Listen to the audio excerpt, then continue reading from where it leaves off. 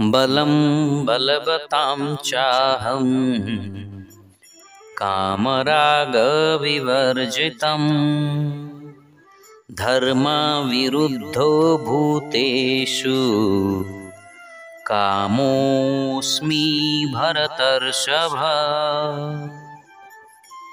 एठारे प्रभु श्रीकृष्ण कहउछन्ति, हे अर्जुन, बलवान व्यक्तिर बल मु अटे।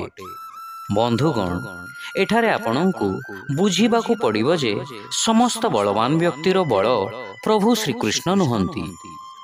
जणे व्यक्ति मनरे जदि कामना बा आसक्ति अछि कौनसी व्यक्ति बा वस्तु प्रति, कौनसी परिस्थिति प्रति बा कौनसी पद बा प्रतिष्ठा प्रति, ताहेले से मनुष्यर बल प्रभु श्रीकृष्ण नुहंती। बरं जेउ मनुष्य इच्छा बा कामना रहित अछि तार शक्ति बा बल प्रभु श्रीकृष्ण अछंती।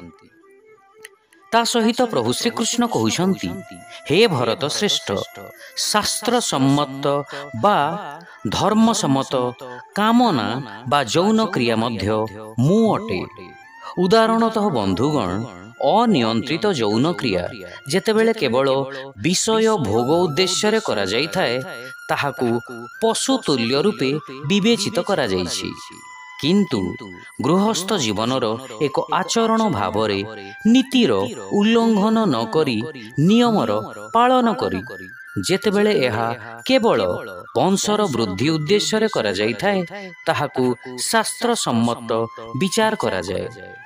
अतएव श्रीकृष्ण कहउछन्ति, वैवाहिक जीवनर सेही धर्म सम्मत नियंत्रित एवं महत् उद्देश्य युक्त यौन क्रिया मु अटे।